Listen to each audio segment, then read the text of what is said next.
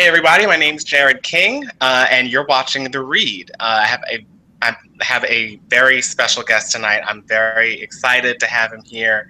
I read his book, and it was really good. So let's get started. So how does a troubled Black gay youth from the Deep South grow up to become one of the most respected news journalists in the country? This is the question that opens today's guest's book, Peeling Back the Layers: A Story of Trauma, Grace, and Triumph. Prepare to go on a journey from the lowest of lows to the highest of highs and learn something along the way. Here's Lawayne Childrey. Hey, Lawayne, how's it going? It's great and getting better. Awesome, awesome. All right, so why don't we just jump into the questions? At the beginning of your book, you write, God placed it in my spirit years ago to tell the story of how he restored this broken vessel, making me whole again. Can you describe the moment when you first knew that you had to tell this story? Oh, yeah. Shortly after I had developed a relationship with God, and I was at home one day, and he and I would have conversation like you and I are having right now. And I was standing in front of the kitchen stove, frying some chicken in one of those black cast iron skillets. I don't know if you're familiar with that. That's a Southern thing. But I'm standing there in front of the stove frying this chicken, and I heard this voice, this little voice. I call it the little voice.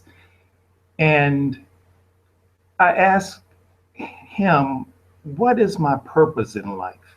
You know, that's the question that I posed. I said, Lord, what is my purpose in life? And I heard this little voice say, I want you to speak my word. And I said, I'll speak your word. And I knew instantly that it didn't mean preaching to a congregation from the pulpit or anything like that. But from that moment, I was allowed to go back to school to pursue my childhood dream of becoming a news reporter. Went to school, everything that I touched, God blessed it. Ended up with a great job for public broadcasting, had the opportunity to tell literally thousands of stories of other people. And the day eventually came that I knew it was time for me to share my own story. But it started with that question, what is my purpose? And the answer was, I want you to speak my word. That's very interesting. You know, I think I've had kind of a similar experience as far as, you know, coming to the realization that I had to write the book that I wrote, because it was just always kind of in the back of my head, and I, you know, as much as I tried to avoid it, it was always there. So I think I can kind of get with you on that same level somewhat. So at a very early age, you've experienced some tremendous trauma. You watched your cousin die in a fire, you were sexually abused by your father, and you witnessed your mother being physically abused. How did this early trauma shape your behavior growing up? Right. It was my father, it was my stepfather and his brother that sexually abused me. Um, I think for me, it all the trauma started with the fire when I was just 4 years old. So by the time I became a teen, I had probably experienced more trauma than the average adult will experience in a lifetime. Like you said, I witnessed my 2-year-old cousin die in a house fire that he and I were playing in. We had this infatuation with the fire in this potbelly stove at my grandfather's house. My grandfather he was keeping us that day, and he became winded and went and sat in his reclining chair and went to sleep. Well, while he's asleep, we decided that we wanted to make these tiki lanterns like we'd seen on TV. And so we took clothes hangers and sticks and little rags, tied little rags to them, and we started poking around in this cold stove. And eventually we had these little torches, and we started running around the house playing with them and pointing them high in the air, like, you know, like we had seen in the Tarzan movies. And so I can remember the fire falling off of one of our torches, and it falls onto the tattered rug in one of the bedrooms. And we're trying to put the water out with a little the fire out with little glasses of water. Well, you know, the more we tried, the fire just started to roar and roar and roar. And I can remember that it became so hot in there, and I was holding on to my cousin because what he wanted to do was run into the room where the fire was really enraged and hide under the bed. And I'm trying to pull him out and pull him back and stop him from going, and he slips from my hand. And I watch him in that moment perish in the fire. Luckily for me, there was a guy that was passing by who saw the smoke billowing from the rooftop, burst through the door. He was able to save me, but he couldn't save my cousin. In the meantime, my grandfather was trying to get to us too, but he couldn't because of all the smoke and the fire. So he ended up jumping from the third story window.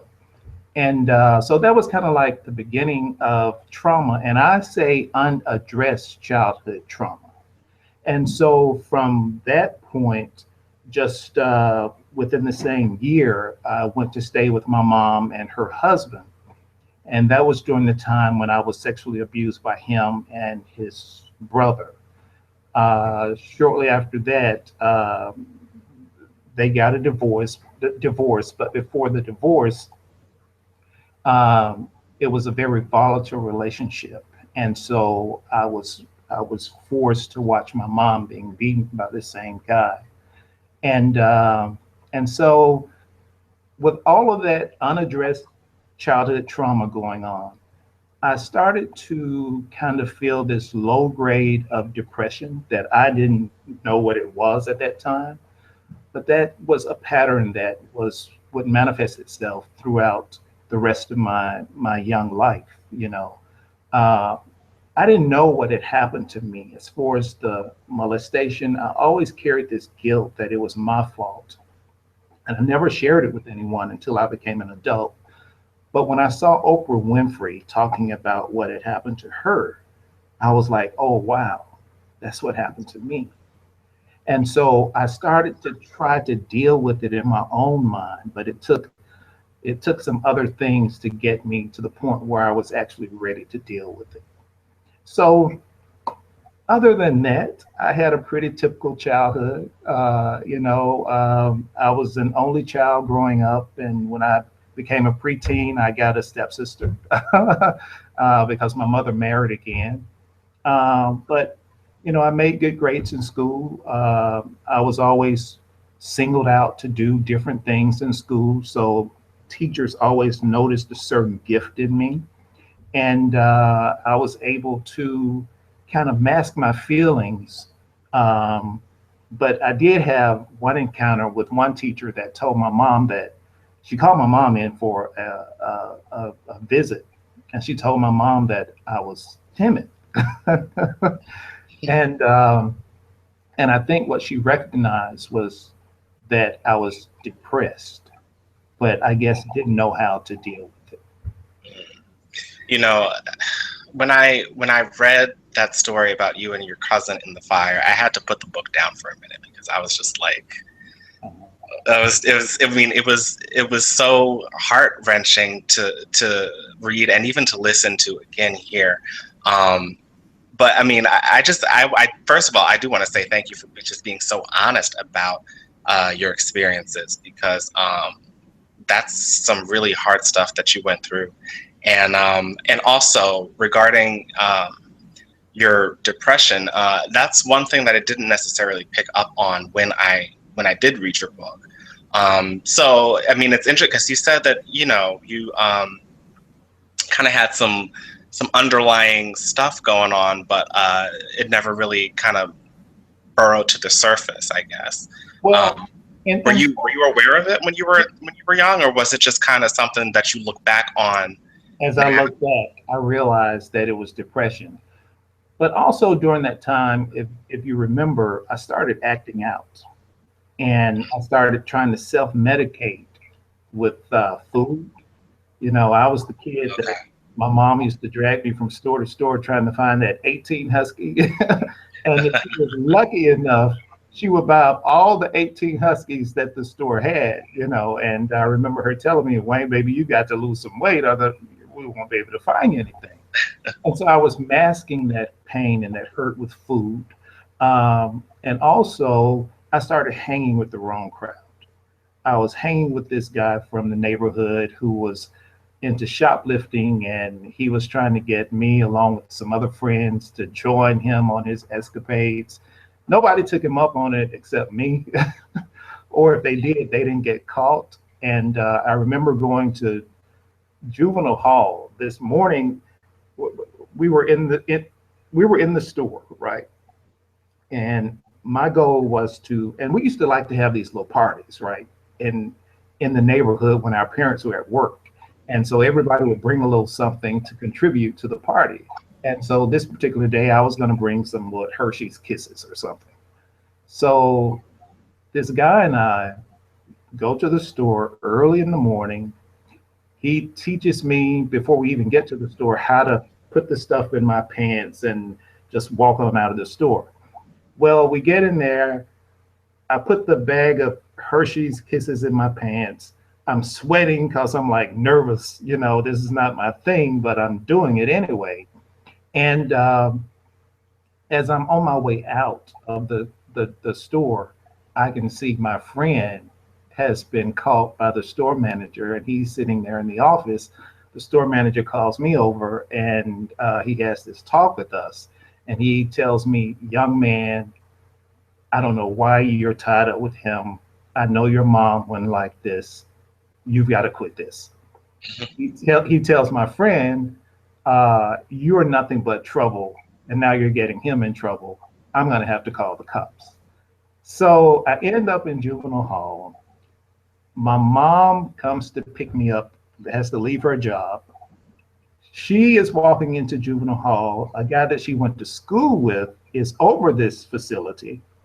And so there I am, you know, embarrassing my mom right there. And, you know, at that point, I'm thinking, I'm going to get the beat down of a lifetime. Right. I remember at one point you were kind of deciding whether to even go back into your house because you yeah, when we got to the house, you know, because, you know, even leaving the juvenile detention center, I was like, oh my God, my mom's going to kill me. She's going to kill me. And I sat on the porch like all day, you know, till dusk.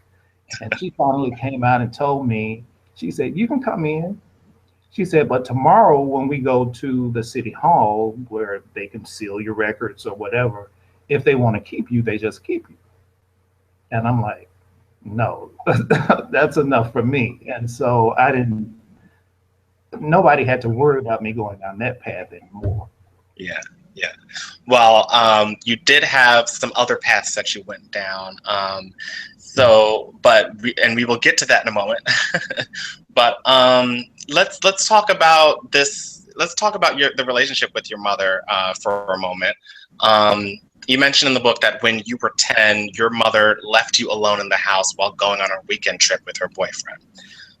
This was a scary experience for you at that young age, but it's also the first time you mentioned writing as a skill of yours. So how did that experience lead to that discovery?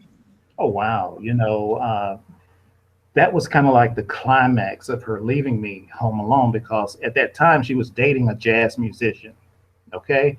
And when she wasn't at the club in Birmingham with him, they were traveling out of town to a gig here or a gig there. And this particular weekend, they were headed to Arkansas. He had a gig playing for the governor of Arkansas at that time. And so my mom had a habit of leaving me with one of her two sisters. And so they would always take me in when she would leave.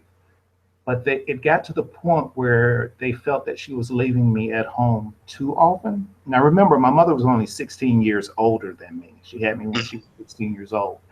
And so she was leaving me with them on a regular basis. And they decided, you know, that this is not going to work. You know, you have forsaken your family, you've forsaken your church, all of this to be with a guy that we barely even know.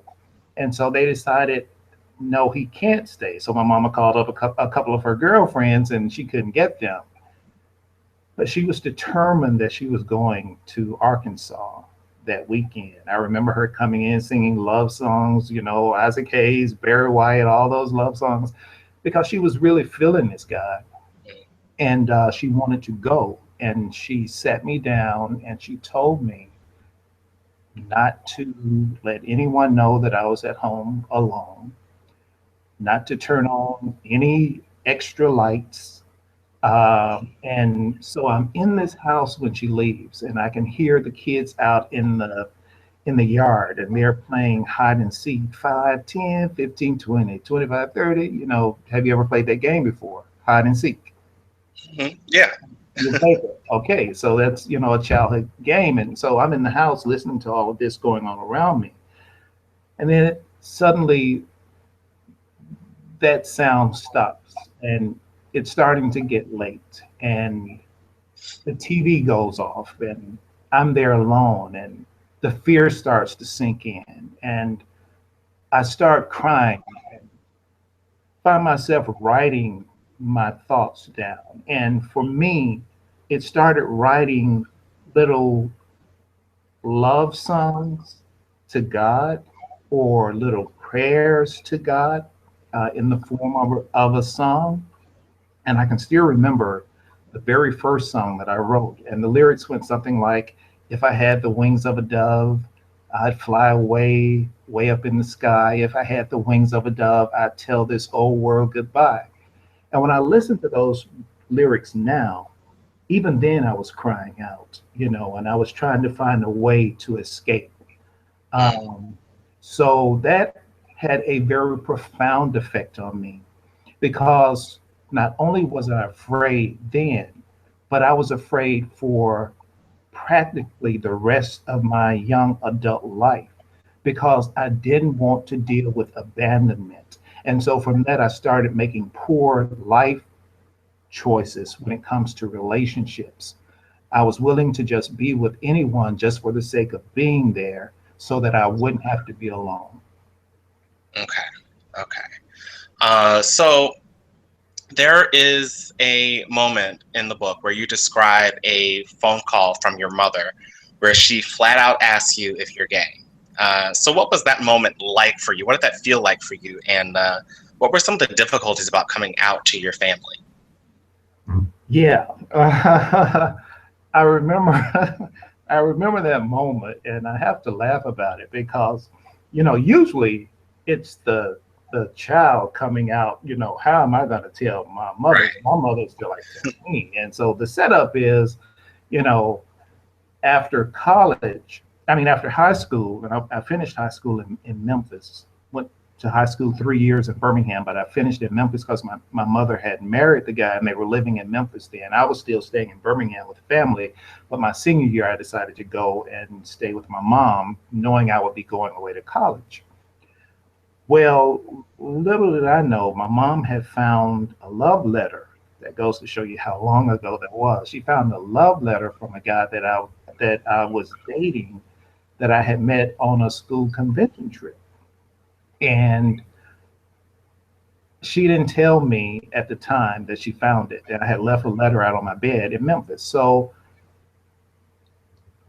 she altered my plans from going to school in Tennessee to going to school in Alabama, where she owned a home. And so I could go and stay at her home, um, and she could kind of monitor me, or she wouldn't have to worry about me being with this guy, because she had done her homework. And it just so happens that the school I was going to, my mom and stepfather were friends with one of the deans there. And so they asked, well, what about this guy? This guy, well, he's a pretty cool kid, but he hangs with a pretty gay group of friends.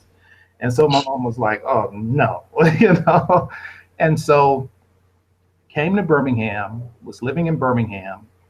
And every time my mom would call, there was always company at the house, and there was always a guy. And so one Sunday, me and a friend of mine, we were there, we were listening to Jennifer Holliday, and I'm telling you, and we're acting a fool and cutting up and all that, and we're smoking weed. And we get to one of the parts of the song that was my buddy's favorite part, and the phone rings, ring, ring, ring. It's my mom. And I pick up the phone and I say hello, and then my mom's on the other end. And As I'm talking to my mom, my buddy coughs from pulling on this joint. And my mom said, "Do you have company?" I said, "Yes, it's my friend Ray." And so she said, "Ray, do I know him?" I said, "No." I said, "But you've got to meet him once you come to town. You've got to meet him. He's a really cool guy." And she said, "Let me ask you something. Are you gay?" And I said, "Huh?" And rhetorically, I said, "Am I gay?" And she said, "Yes." And I told her, "Yes."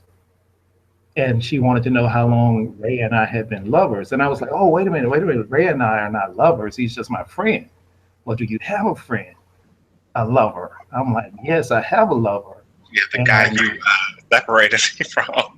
yeah, I was like, "Yes, I Right. have a lover. I have a lover. I don't want you to meet him."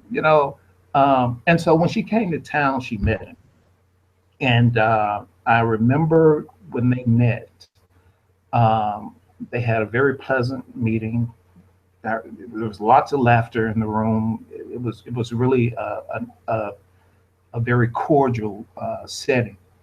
But I remember at the end of the meeting, before she was getting ready to leave, she looked at him and she told him, she said, "That is my baby.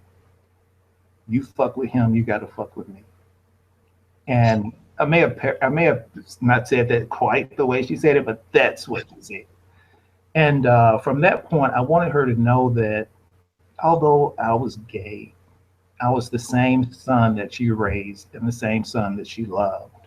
And from that point, when she would come home, we would make it a point to go out and have a date with her, be it the movies, be it a concert, whatever, and or dinner. And my mom came to love, accept it. All right. Very cool.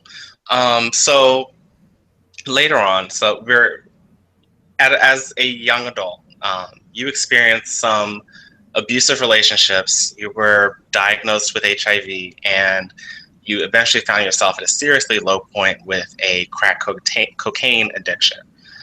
So, with all of that, and with all of the stuff that you went through as a kid, how did you pull yourself out? Right. Like I said, it goes back to that unaddressed childhood trauma. And so basically, my book is written in three parts. It's things that were done to me as a child, things that I did to myself as an adult, and then finally, the redemption part of it all. And so in this phase, um, because I haven't learned how to deal with all of these situations, and I've seen all of these things growing up, my mom being abused, um, it got to the point where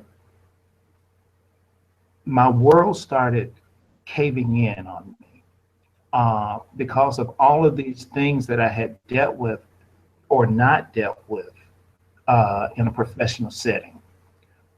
By that I mean through therapy or anything. I had never had any therapy, even from the fire, even from the molestation, even from watching my mom in those volatile situations. I had never shared that with anybody on a professional level that could help me to navigate through all of this stuff.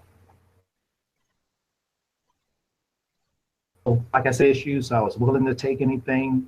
Um, and it finally got to the point where when I was diagnosed with HIV, the reason that I went to the clinic in the first place is because my very straight cousin was diagnosed with HIV, a female cousin.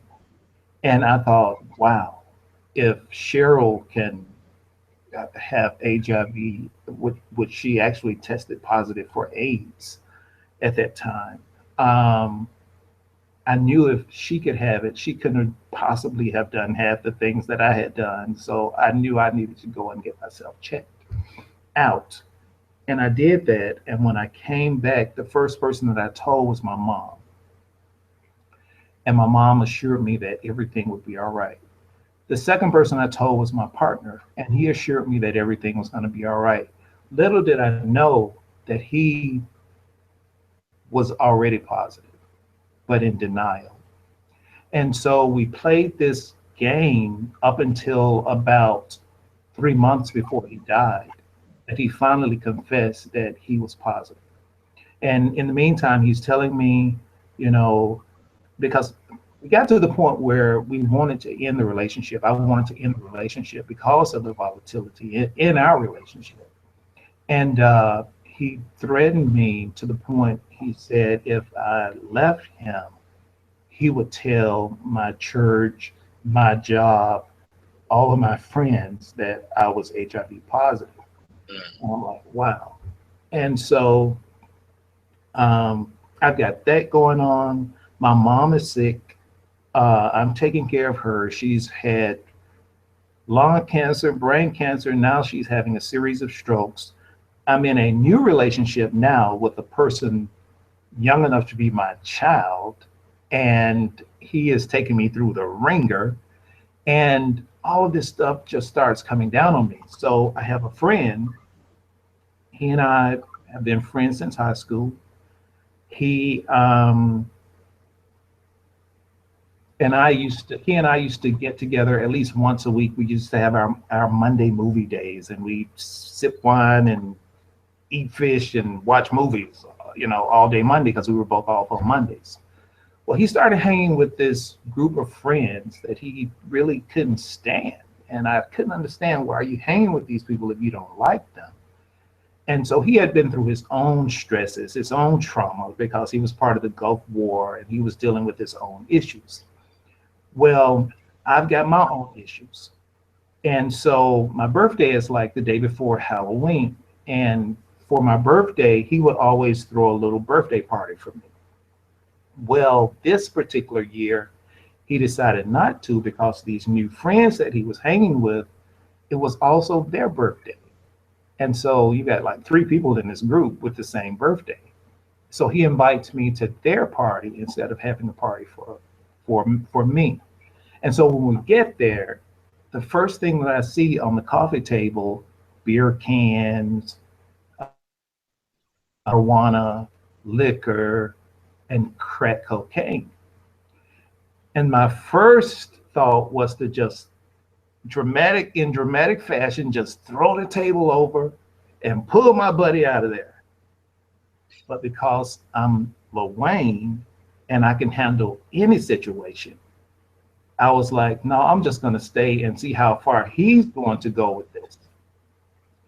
And so he told them right off the bat, he said, don't give Lawayne any of that. He'll smoke his weed, but don't give him any of that other stuff. And I remember years ago, when I used to work in retail, I used to hang out with some of the guys in the maintenance department on Friday evenings. And we would smoke weed and drink beer and talk plenty of stuff. Okay. And so this one particular day, we are smoking and drinking and listening to great music because I'm a music lover and they were too. And one of them turns to me and said, you know what you're smoking, right? And I said, yeah, some fire weed. And he was like, well, it's laced. I'm like, laced with what? And he was like, it's laced with crack cocaine. It made me so upset that I stopped hanging with them. So years later, I'm at my buddy's house now with his friends. I remembered that I had smoked that laced joint all those years ago. And by that time I had learned the name was Primo. So I had Primo. So I told them, oh no, I'll Primo. And so we had planned to be there for like an hour and then hit another party because it was also Magic City Classic Weekend in Birmingham, which is the in-state rivalry. Alabama State and Alabama A&M is one of the biggest classic games in the country. And so there's always a tailgate party or this and that or something going on. So we were going to hit all of these different events. We ended up staying there all night getting high. All night getting high. And the next day I wanted to go back and do the same thing. And it got to the point where I knew that I was out of control. And so I told my mom that, I had gotten addicted to crack cocaine. And so from that point, and this was like maybe 6 months in, I told my mom that I had gotten addicted to crack cocaine and I needed help. And so I reached out through my employee assistance program, and they sent me to see a psychologist. And I had a couple of sessions with him, and it didn't help. And I was back out using again. And this went on for another 3 months. And it got to the point where I was just sick and tired of being sick and tired. And I was a functioning addict. I was still working at the bank. I was the addict where the other addicts would say, "Will you hold my stuff so I won't sell it for a hit?" And while I was in those rooms, they used to say, "Why are you here? Shouldn't you be teaching kids somewhere in school or something?" I guess they figured I didn't fit in. But it got to the point where I was doing this cocaine every day. I was in a bad relationship with this young guy who was young enough to be my son. My mom was having her series of health issues. I had my own issues with HIV, and I knew that I was going to die and I wanted to die. And that's the reason that I was doing the crack cocaine in the first place, because I thought if I would smoke enough crack cocaine, it would burst my heart and I would end up dead. And so that was my whole motive for it. But it got to the point where what, that last night that I got high, I came home and I decided that was it for me. And I started making phone calls, my mom and I, trying to see how I could get into a facility. And ironically, my buddy, the same one that took me to that house, told me, "Well, Lawayne, the only way that they're going to admit you to a hospital or a facility is that you tell them that you're going to hurt yourself or that you're going to hurt someone else." And the truth of the matter is, I wanted to hurt myself. And so I had an emotional breakdown that Sunday morning, as one of my buddies, Chester, was coming to visit. And he's one of the people, because I kept my addict friends on one side, I kept my good friends on another side. I never mixed the two. And so Chester and I used to hang out. We used to go and do this together. But I was avoiding him and had avoided him for about 9 months. And so he just walked up on me this particular Sunday. And when I saw him pulling up and walking up to my house, because the door was open and I could see him walking up, just every emotion that I had came flashing back. All of the times that I denied him and said I was busy, or lied and said that I would meet him somewhere and didn't meet him somewhere. And every emotion that I had came out, and I was just in tears. I was having an emotional breakdown. And when he got in, I remember him just hugging me and asking me what was wrong. And I shared with him exactly what had been going on and that I was checking myself into a hospital that day. And so he insisted on taking me to the hospital. He also took my mom because although she had these strokes, she could still drive, but it was difficult for her to go around to get around.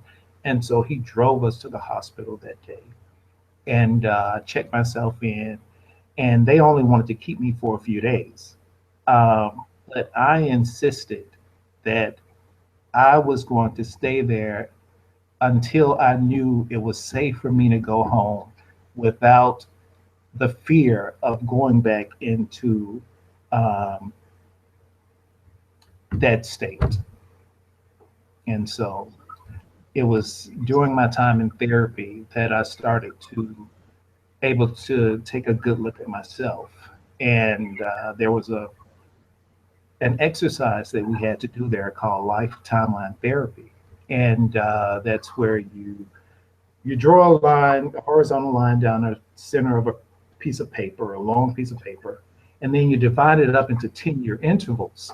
And so the first 10 years, you put all the great things that had happened in your life, the first time that you brought home all A's on your report card, the first time that you made a new friend, the first time you did something really great and terrific that stood out in your mind. The bottom, all of the negative things, the bottom of this first 10 years of life, all of the negative things that happened. And for me, it was just a laundry list of things. It was the fire, it was the sexual abuse, it was watching my mom being beaten down, it was the abandonment issues that I had from being abandoned and left home for a weekend. And then the second 10 years of life was kind of similar. And then it got better, high school, and I started to, really find myself in high school. And so I had these things um, on this timeline, including the abusive relationships that I was in and all of this. And the bottom of my timeline was crowded. And it gave me a glimpse of my entire life. And I was like, you know what? I've got to change something. And so again, I relied on my faith again. And I remember after I came out of therapy, and like I told you, I would have these conversations with that little voice, which I call God. Uh, and I remember saying to myself, is this the life that you had?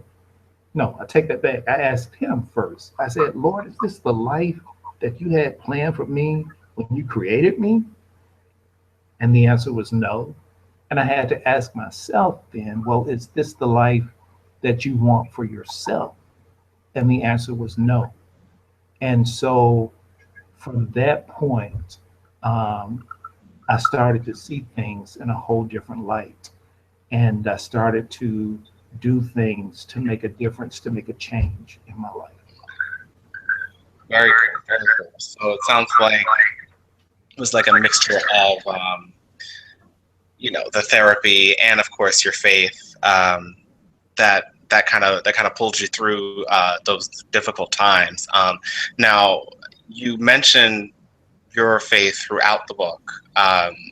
So one question that I had was, how do you reconcile your faith with homosexuality? I grew up in a Pentecostal church. My family was Pentecostal, Church of God in Christ. Maybe I shouldn't plug them, but I grew up Pentecostal, and my family played a significant role in the church. But I was also raised with, like I said, lived with my mom, but I also lived with one of her sisters for about 5 years. And even my grandmother was instrumental in forming the Church of God in Christ in Birmingham, she and her sister. And so um, church life was a big part of my life. But my family also taught me to think for yourself. And they also taught me that just because you hear something from the pulpit, it doesn't necessarily mean that it's right. And so I started realizing at an early age, one of the scriptures, for God so loved the world, that whosoever believeth in him shall not perish, but have everlasting life. And I started thinking, I'm so thankful to be among the ranks of the whosoever. And so for me, when I would hear in the church, hear them demean or belittle anybody who was gay, I would tune it out because they weren't talking to me because I'm in the ranks of the whosoever. And so I stayed in that church until I became a young adult. Until I tell you, when I tested positive for HIV, one of the counselors that I was going to see at Birmingham AIDS Outreach suggested that I attend Metropolitan Church, which is friendly towards the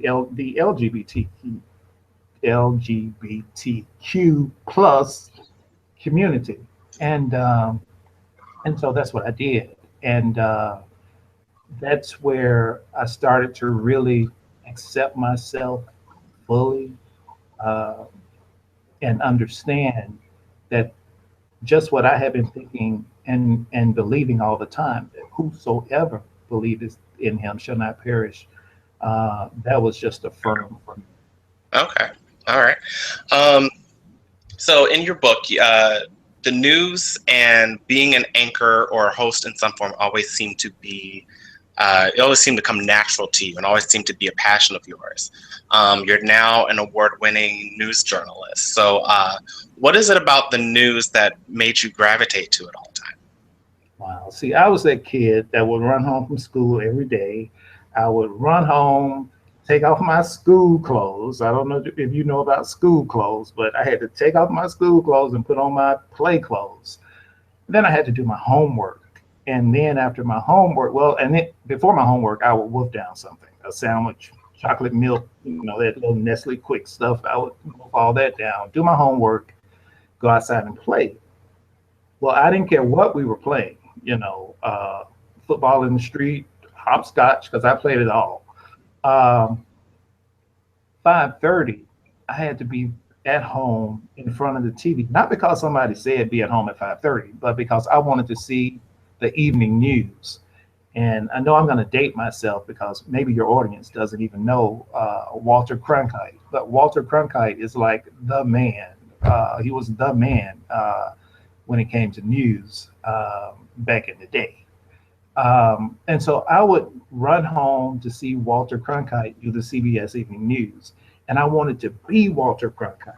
And as a matter of fact, I wanted to be the first black anchor on TV in Birmingham.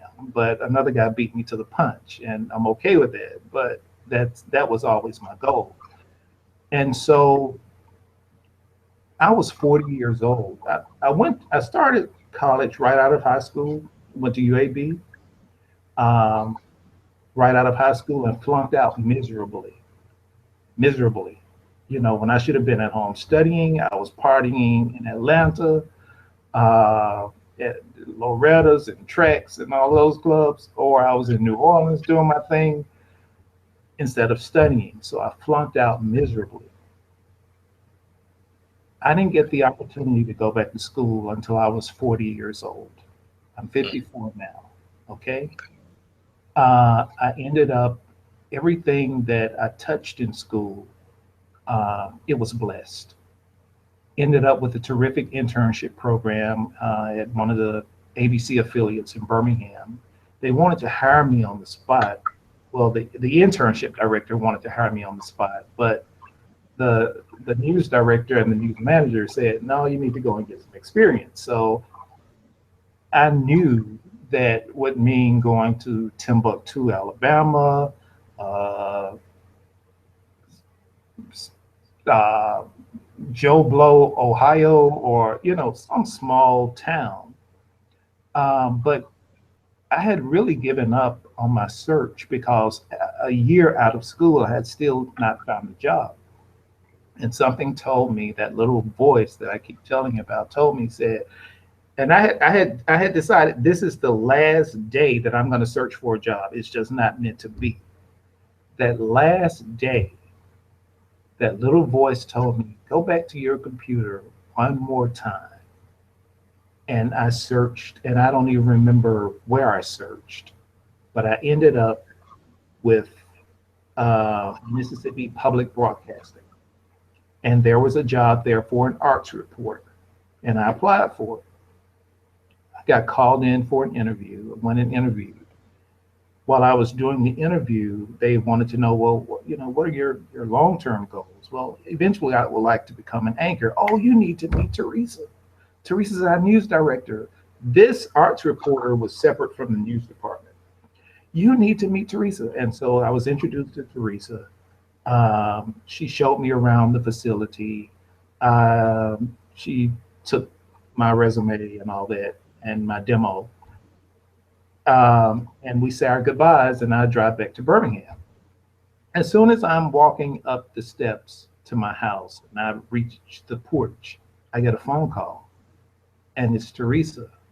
And she wants me to come in and interview for another job for an anchor's position. And I'm like, wait a minute. I don't have any anchor's experience. Okay. But we think that you have the capabilities of doing this job. And I'm like, okay. And so I get back, they wanted me to come back down. I went down the following week. During the interview, I totally sucked.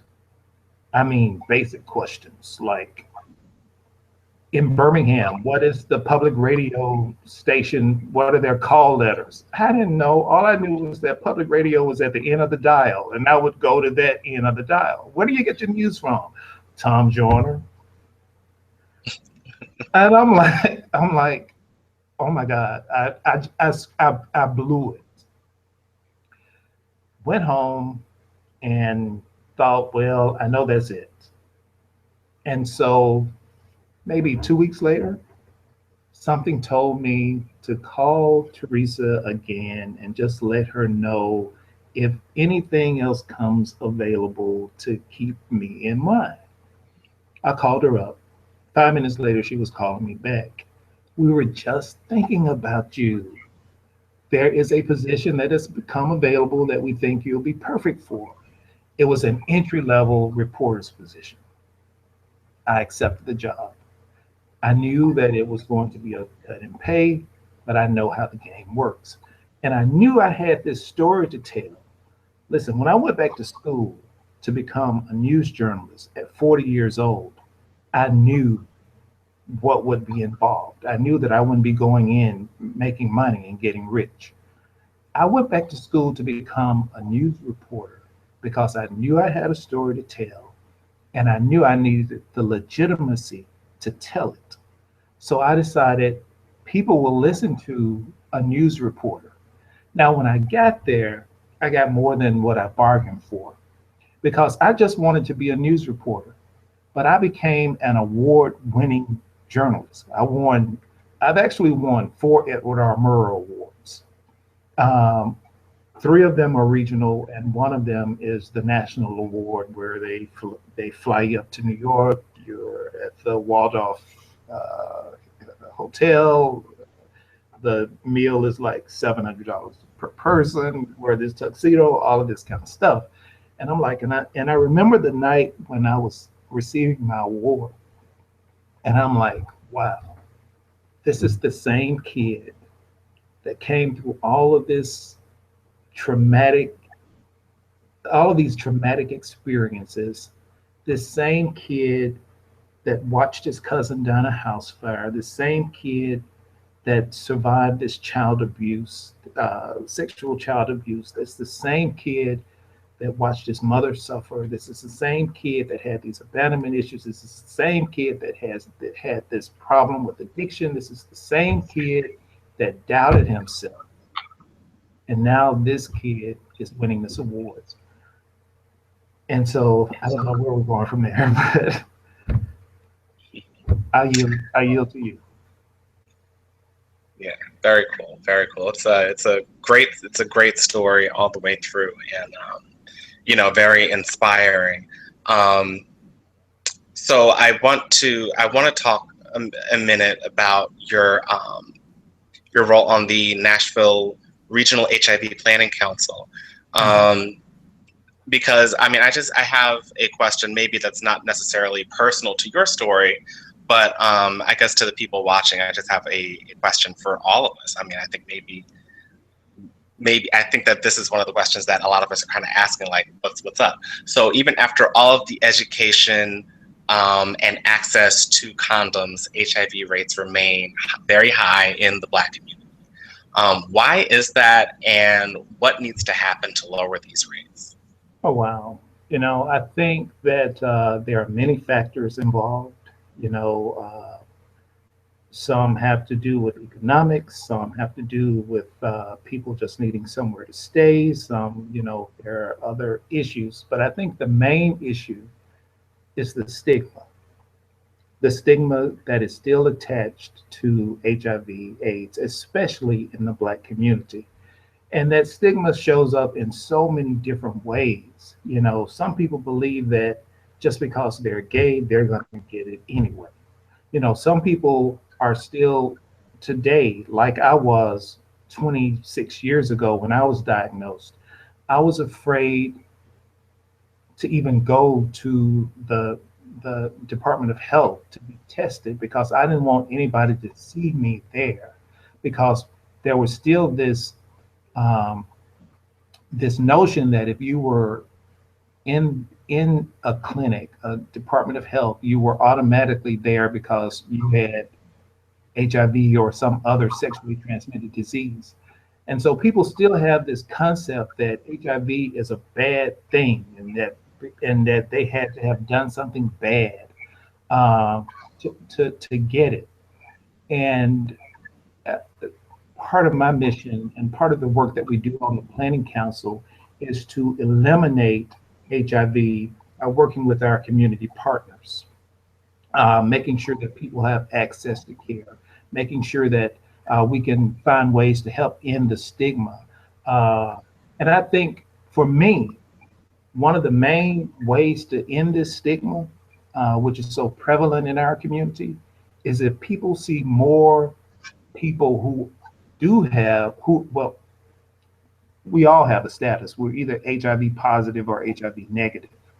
And so for people to see people who are actually HIV positive still not only surviving, but thriving, I think that is the one thing that can help to alleviate this stigma, and so that people won't be so afraid to go and get tested.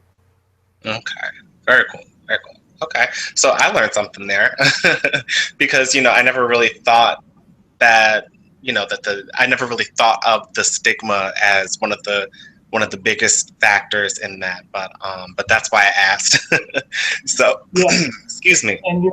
and there have been a lot of movies that have come out lately about HIV/AIDS. That Dallas Buyers Club and Mafia, but the people that you see on the screen never look like us.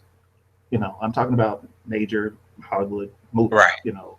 Uh, they never look like us, and so if we never see ourselves portrayed on the screen, we don't really believe that it's going to happen to us. Right. Because life imitates art and vice versa. And so I'm really proud that my book has gained the attention of Hollywood producer Joel Eisenberg. Wow. Uh, Really? yeah, yeah, Joel has done a wonderful review of the book, and he is also actively pursuing this story for screenplay.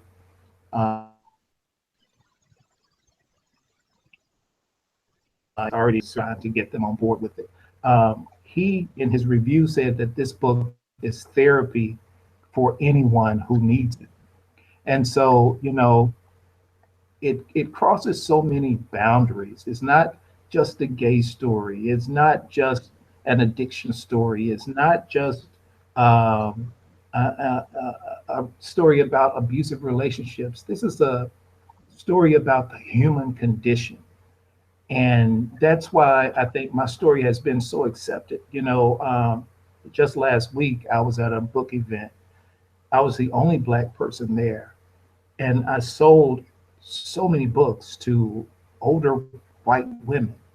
You know, so I'm thankful that this story is so universal. We talked about. Can we talk a little bit about what this book has actually done? How it has affected lives? Sure. Please let us know. Yeah, when I was writing this story, I was hesitant because, here I am, news journalist, about to come out with a story like this. The things that prompted me to write it was I was doing a story about domestic violence. And as I was interviewing, the lady wanted to know, well, um, I wanted to traits of people who are abused or commit these acts of violence. And she was like, they have usually experienced unaddressed childhood trauma. So I was like, I'm thinking about you because we very seldom hear this story coming from a male's perspective, especially a black man. So I write the book. One of my news colleagues, I let her read the book, and she and I would talk at least once a week. We didn't talk for a month. Okay. I was like, she can't handle the truth. When I called her up after that month, the phone rang. She called me right back and she was in tears. And she said, Lawayne, I just want to thank you for telling my cousin's story. She said he didn't die from AIDS, although we know he had it. He didn't die from addiction, although we know he was an addict. He died from domestic violence.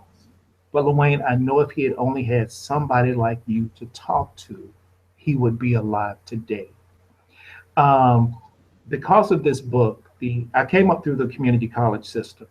The Alabama community college system selected me, because of my story, selected me as its most outstanding alumnus of the institution's 50-year history.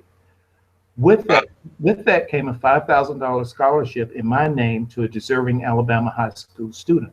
During this award ceremony, they're reading my story, my story. And after the event, and it's predominantly white school, so many parents, grandparents came up to me. Thank you for telling my son's story, my daughter's story. Thank you for giving my family hope. And I'm also happy to say that this book was selected as one of the top 6 autobiographies of 2015 by the Colorado Independent Publishers Association, has since been picked up by a traditional publisher. And we're coming out with another edition of the book in a hardcover, placing it on all the library shelves, all the bookstores throughout the country. And we're doing a children's book. And I'm really excited about the children's book, which will be fully illustrated and geared towards kids.